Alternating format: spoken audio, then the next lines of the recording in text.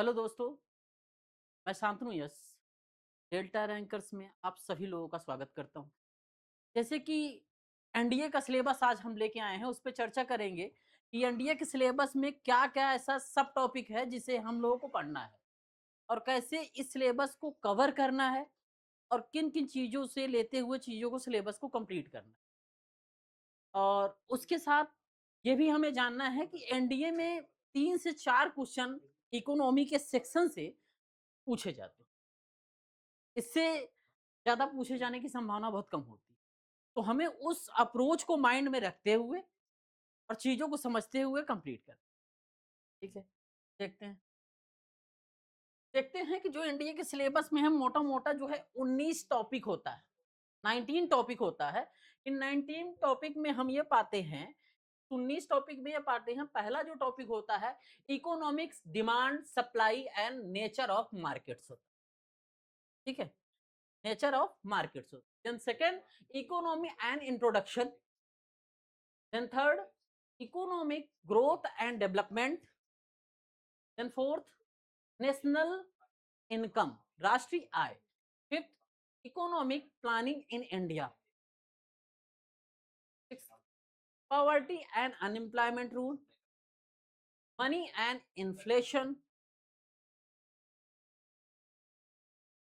banking in India, money and capital market, fiscal policy and budget,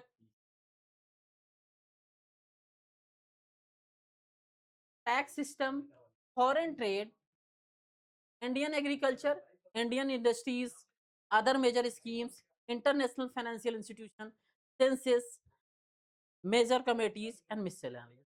ये आपको हमने broad दिखाया, लेकिन इसके अंदर के जो टॉपिक हैं वो छोटे हैं। हमने इसको तोड़-तोड़ के बताया आपको कि ये तोड़ना ऐसे है, लेकिन जो टॉपिक मेनली हैं वो बहुत कम है। मैंने आपको एक सब टॉपिक का फिर सब टॉपिक का उसको तोड़ते हुए हमने सिलेबस बनाया। ये बहुत कम देखने को मिलता है इस तरह सिलेबस। अब आगे हम डिस्कशन करेंगे कि इन टॉपिकों में क्या है। पढ़ना हमें कम ही है, लेकिन हमें जानना है ये चीज़ें थोड़ा ब्रॉडली जानना।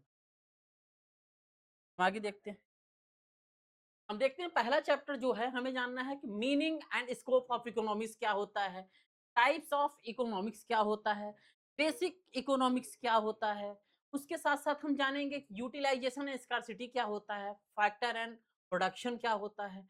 मेनली इन चैप्टर में हमें जो जानना है, वो ये होता है इस चैप्टर में जानने के लिए, वो ये है कि डिमांड क्या होती है, पहली चीज़। और डिमांड के पहले क्या होता है इनकम। तो हमें इनकम जानना है, डिमांड जानना है और जहाँ डिमांड जैसी होगी वहाँ सप्लाई जानना है। और जहाँ सप्लाई जैसे होगी इसके साथ जो बचेगा वो कंजप्शन को जानना है। तो पहला चैप्टर हमारा जो होगा वो डिमांड, सप्लाई और इनकम से संबंधित चीज़ों को जानने के लिए। वहीं हम इनमें सब टॉपिक्स हैं, क्या-क्या इसमें जाना है, प्राइस डिटरमिनेशन क्या होता है, मार्केट इक्विलिब्रियम क्या होता है, ये हमने आपको दिया है बहुत छोटे-छोटे चीज़ों में तोड़ के। लेकिन जो हमने मेन जानना है, वो ये चीज़ें। वहीं चौथे में देखेंगे, meaning and nature and scope of economy, basic economic activities, production, consumption, distribution, sector of economy. तो कुल मिला के आप देख रहे हैं types and economic system, capitalist, socialist and mixed, then economic resources and factor of production, circular flow income। ये अगर पूरा देखें तो हमें एक छोटा सा ये समझ में आता है कि हमें जानना क्या है। हमें जो जानना है वो इकोनॉमिक एक्टिविटीज को जानना है। इकोनॉमिक एक्टिविटीज किन किन एरिया में होता है, प्राइमरी सेक्टर में होता है, सेकेंडरी सेक्टर में होता है, टर्सरी सेक्टर में होता है, क्वीनरी सेक्टर में होता है, क्वाटनरी सेक्टर में होता है। इन सेक्टर में कौन कौन लोग आते हैं, क्या क्या इनकी एक्टिविटीज होती है, इन चीजों को जानते हुए करना है। जैसे हम प्राइमरी सेक्टर में देखते हैं कि प्राइमरी सेक्टर में वो रेड कॉलर जॉब वाले आते हैं, उसमें क्या होता है रॉ मटेरियल होता है, जो कि हम चैप्टर चैप्टर में इस चीज़ों को पढ़ेंगे। वहीं पर सेकेंडरी सेक्टर देखते हैं तो वहाँ पे आर एंड डी हो के चीज़ें आती हैं, अर्थात कोई अगर गेहूँ है व्हीट है, राइस है, तो वो व्हीट और राइस जो फसल है वो उस फील्ड से जैसे ही निकल के आता है तो व्हीट और राइस के रूप में हमारे घर में आता है। इस पे R&D अर्थात इसका हम आटा बनाते हैं, चावल को हम पकाते हैं, तो रिसर्च एंड डेवलपमेंट करके इसके स्वरूपों में चेंजेस लाते हैं। और जैसे ही इसके स्वरूपों में हम चेंजेस लाते हैं तो ये थर्ड टर्सरी सेक्टर में चला जाता है और टर्सरी सेक्टर का भाग होता है सर्विस देना, सेवा देना, जो कि हमारे यहाँ सबसे ज्यादा पार्ट में, सबसे ज्यादा शेयर में, सबसे ज्यादा भाग में यही रोल निभाता है। फिर उसके बाद हमारे यहाँ आते हैं इंटेलिजेंस डिपार्टमेंट, जिसे कहते हैं चतुर्थक क्षेत्र। और वही उसके बाद इस इंटेलिजेंस डिपार्टमेंट में डिसीजन मेकर होते हैं, डिसीजन मेकर जो पंचम क्षेत्र में आते हैं और ये पॉलिसी बनाते हैं, गवर्नमेंट होती है, इन माध्यम से एडमिनिस्ट्रेटिव होते हैं। यहाँ पे पॉलिसी मेकर बैठे होते हैं जो देश हित के लिए पॉलिसी बनाते हैं। जहां तक है आपको इस चैप्टर के विषय में समझ में आ गया होगा, हमें इन चीजों को पढ़ना है। फिर नेक्स्ट देखते हैं meaning of economic growth, economic development, difference between the economic growth, economic indicators. अर्थात हम इन चीजों को अगर देखें, ह्यूमन डेवलपमेंट, उसके बाद इंक्लूसिव ग्रोथ, इंफ्रास्ट्रक्चर, तो कुल मिला के हमें ये मिलता है कि हमें जो इसमें जानना है वो जानना है कि what is development, what is economic growth, what is inclusive growth, what is sustainable development, ठीक है, what is human development index. तो हमें इसमें जो पढ़ना है, मानव का विकास सूचकांक क्या था, मानव विकास क्या कहते हैं, मानव की समृद्धि किसे कहते हैं, मानव की वृद्धि किसे कहते हैं, इनमें अंतर जानते हुए, डेफिनेशन जानते हुए इस चैप्टर को कंप्लीट करना है। फिर आगे हम चलते हैं, आगे के चैप्टर में देखते हैं कि जीडीपी किसे कहते हैं, ग्रॉस डोमेस्टिक प्रोडक्ट, सकल घरेलू उत्पाद। जीएनपी किसे कहते हैं, ग्रॉस नेशनल प्रोडक्ट, सकल सकल राष्ट्रीय उत्पाद। एनएनपी किसे कहते हैं, एनडीपी किसे कहते हैं। इस GVA gross value added tax, value added अर्थात जो मूल्य वर्धन होता है, अलग अलग फैक्टर में मूल्यों को लगा होके आके एक असेंबल रूप से आपको वो मूल्य मिलता है। जैसे फॉर्च्यूनर बन के आपके सामने खड़ी आ गई, जैसे डिफेंडर बन के खड़ी आई, लेकिन डिफेंडर में जो पार्ट लगे होते हैं, टायर लगा होता है, उसकी बॉडी लगी होती है, उसमें ग्लासेस लगे होते हैं, उसमें सीट कवर लगे होते हैं, एयर कंडीशनर एसी उसमें फिट होती है। तो ये सभी पार्ट के अलग अलग जो कास्ट आती है, इनके जुड़कर जो कास्ट बनते हैं वो जीबीए के स्वरूप में होते हैं।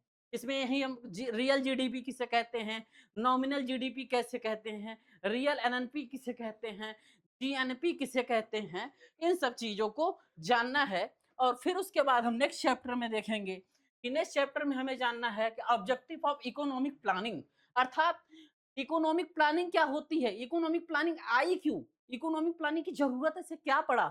भाई हमारे यहाँ सब कुछ सही था तो आना क्यों, क्योंकि हमारे यहाँ पहले गरीबी थी, गरीबी थी तो लोग भूखमरी का शिकार हो रहे थे। ये स्टार्वेशन मतलब जो है, ये हंगरी थे, भूखे थे। तो इनको जरूरत थी कि हम ऐसा विकास करें कि जिसमें हमारे लोग जो भूखे हैं उनका पेट भरे, उनको रोजगार मिले, वो बेरोजगार न रहें, प्रचंड बेरोजगारी अर्थात डिस्यूज्ड अनएम्प्लॉयमेंट न रहें, स्ट्रक्चरल अनएम्प्लॉयमेंट न रहें, सीजनल अनएम्प्लॉयमेंट न रहें।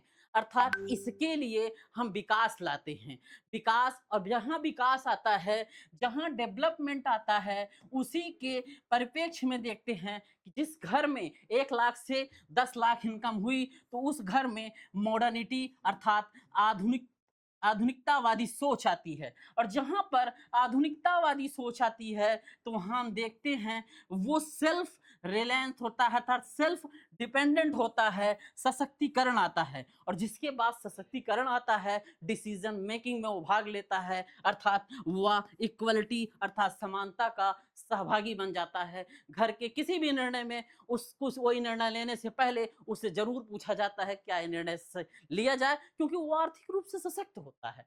तो कुल मिला के आपको मालूम हो गया होगा कि हम इकोनॉमिक प्लानिंग में क्या पढ़ेंगे, पंचवर्षीय प्लान पढ़ेंगे, जैसे 1951 से 1956 तक क्या है, फिर 1956 से लेके देखेंगे 1961, फिर 1961 से हम देखेंगे क्या है आपका, फिर ऐसे ही करते 2012, तो ये 12 पंचवर्षीय प्लान पूरा हम कंप्लीट करते रहेंगे। इसमें देखेंगे कौन सी पंचवर्षीय प्लान जो है किस लिए आई थी, कि इसका उद्देश्य क्या था, क्या ये पंचवर्षीय प्लान सफल हुई, अगर ये पंचवर्षीय प्लान सफल हुई तो इससे हमें क्या प्राप्त हुआ, और कोई पंचवर्षीय प्लान फेल हुई तो वो क्या कारण था फेल हुई, ये चीजें इस चैप्टर में जानने की हम कोशिश करेंगे। फिर नेक्स्ट आते हैं, नेक्स्ट में देखते हैं कि हम काजेज ऑफ पॉवर्टी, गरीबी क्या होती है। पॉवर्टी लाइन के नीचे, गरीबी रेखा के नीचे वाले रखने वाले रेखा लोग वो क्या होते हैं, इन गरीबी से लोगों में कौन सा विकार आता है, और ये गरीबी आती क्यों है, ये बेरोजगारी क्यों है, अगर इनमें वास्तव में स्किल है तो क्या इस स्किल का उपयोग नहीं हो पा रहा है, क्या इस स्किल का मार्केट में डिमांड नहीं है, अगर इस मार्केट में डिमांड नहीं है तो क्यों नहीं है, इस चीज को हम जानने की कोशिश करेंगे इसमें। अब आगे के चैप्टर में हम देखेंगे कि क्या जानना है। अगले चैप्टर में हम देखते हैं कि function and types of money inflation.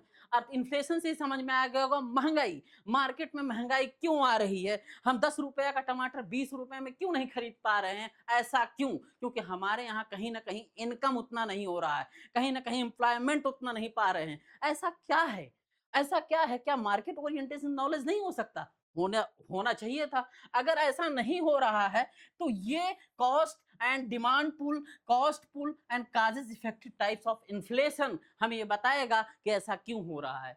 वहीं पर ये बताएगा कि इसको कंट्रोल कैसे करना है, गवर्नमेंट कैसे कंट्रोल करेगी, रिजर्व बैंक ऑफ इंडिया कैसे कंट्रोल करेगी, इनके टूल्स क्या होंगे, बैंक रेट किसे कहेंगे, वहीं जानेंगे, सीआरआर कैश रिजर्व रेशियो किसे कहेंगे, एनपीए किसे कहेंगे, एनपीए, और वहीं पे इसके साथ साथ हम ये जानेंगे कि आपका जो बैंक, किसी बैंक को लाइसेंस दिया जाएगा तो उसका आधारभूत स्ट्रक्चर क्या होगा। फिर नेक्स्ट चैप्टर में हम देखेंगे, नेक्स्ट चैप्टर में मिलेगा structure of Indian banking system और reserve bank of RBI in function, अर्थात जो भी बैंक हैं हमारे, उन बैंक का स्ट्रक्चर क्या है, बैंक किस मॉडल पे काम करते हैं, और बैंक के क्या क्या चीजें रोल हैं, उन सब चीजों की जानने की कोशिश करेंगे। फिर उसके आगे हम देखेंगे कि financial market, money and capital markets, meaning of components and financial markets and money market, उसके बाद कैपिटल मार्केट, स्टॉक मार्केट, एक टाइप का शेयर मार्केट के विषय में जो चीजें जानकारी मिलेगी हमें यहाँ मिलेंगी कि मार्केट में किस किस टाइप का बाजार है, किस किस टाइप की पूंजीबाजी बाजार है, फाइनेंशियल वित्तीय बाजार है, और उसके साथ साथ इकोनॉमिक डेवलपमेंट इस प्रक्रिया में कैसे किया जा सकता है, आर्थिक विकास कैसे हो सकता है। फिर अगला चैप्टर हम देखेंगे जो होगा वो फिजिकल डेफिसिट एंड बजट, जैसे आपके घर में राजकोषीय नीति और उसके साथ साथ आपके घर में एक बजट प्रबंधन बनता है, जैसे आपके फादर हैं, आपके पेरेंट हैं, आपके बड़े भाई हैं, तो घर में क्या करते हैं, 5 लाख मंथली आ रहा है, 10 लाख मंथली आ रहा है, तो उसका किस किस एरिया में कितना कितना खर्च होगा और कितना इन्वेस्टमेंट होगा, इसका तरीका जानेंगे, जिनमें कि हम फिजिकल पॉलिसी जानेंगे, इसकी परिभाषा क्या होती है उसको जानेंगे, कैपिटल रिसिप्ट किसे कहते हैं उसको जानेंगे, रेवेन्यू रिसिप्ट किसे कहते हैं उसको डालेंगे, कैपिटल डेफिसिट किसे कहते हैं उसको डालेंगे, प्राइमरी डेफिसिट किसे कहते हैं उसको जानेंगे, इन सबको जानने की कोशिश इस चैप्टर में करेंगे। वहीं पर हम देखते हैं टैक्स सिस्टम, टैक्स सिस्टम में टैक्सेशन कर क्या होता है, गुड्स क्या होता है, डायरेक्ट टैक्स किसे कहते हैं, सीमा शुल्क किसे कहते हैं, उत्पाद शुल्क किसे कहते हैं, इन सबको जानने की कोशिश करेंगे। फिर वहीं हम नेक्स्ट चैप्टर जानेंगे फॉरेन ट्रेड एंड बैलेंस, अर्थात बीओपी, बीओपी जैसे करंट अकाउंट किसे कहते हैं, बीओपी किसे कहते हैं, किसमें सरकार के पास पैसा ज्यादा आता है, किस किस वाले भाग में सरकार कितना व्यापार कर रही है विदेशों से, सरकार के पास कितना कर्ज है इस एरिया में, इस चीज को कैसे बैलेंस करे और जिससे कि हमारे देश का विकास हो, उस चीजें को विषय में हम यहाँ चर्चा करेंगे। फिर नेक्स्ट चैप्टर में हम देखेंगे, नेक्स्ट चैप्टर में हम देखेंगे कि इंडियन एग्रीकल्चर, भारतीय कृषि कैसी है, भारतीय कृषि में features of important of Indian agriculture जानेंगे, क्रॉप्स एंड क्रॉपिंग सीजन जाएंगे, और इसके साथ-साथ ग्रीन रिवॉल्यूशन एंड एग्रीकल्चर। तो हम इन सब चीज़ों में जानेंगे कि भारत में कैसे नॉर्मल लॉ देख लीजिए वो कैसे आए, वहीं पर एमएन श्रीनिवास इंडिया में कैसे ग्रीन रिवॉल्यूशन आए, ये सब चीज़ों पे इन पे हम चर्चा करेंगे। फिर वहीं पे हम आगे देखेंगे कि हमारा जो है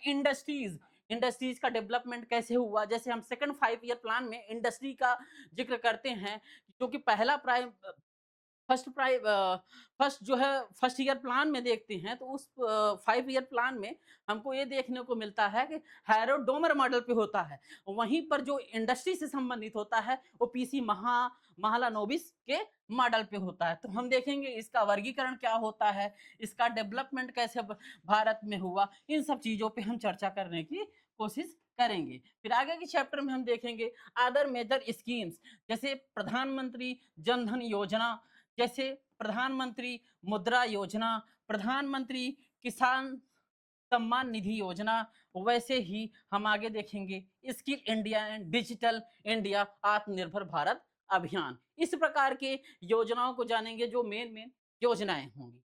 फिर नेक्स्ट चैप्टर हम देखेंगे कि इंटरनेशनल फाइनेंशियल इंस्टीट्यूशन, जैसे इंटरनेशनल मॉनेटरी आईएमएफ का रोल क्या होता है। इंटरनेशनल में देखते हैं इंटरनेशनल मॉनेटरी फंड में ये वर्ल्ड बैंक का रोल क्या होता है। वर्ल्ड बैंक कैसे ही विश्व के अलग अलग एरिया में कैसे क्या करती है, फाइनेंशियल हेल्प करती है, कैसे ये सोसाइटिकल हेल्प करती है, और कौन कौन वर्ल्ड बैंक में मेंबर हैं, और इसका क्या प्रभाव अन्य देशों को हितकारी और अहितकारी के रूप में होता है। जैसे हम देखेंगे कि एशियन डेवलपमेंट बैंक क्या होता है, न्यू डेवलपमेंट बैंक क्या होता है, एआईआईबी रोल क्या होता है, इन चीजों पर चर्चा करेंगे संक्षिप्त रूप से।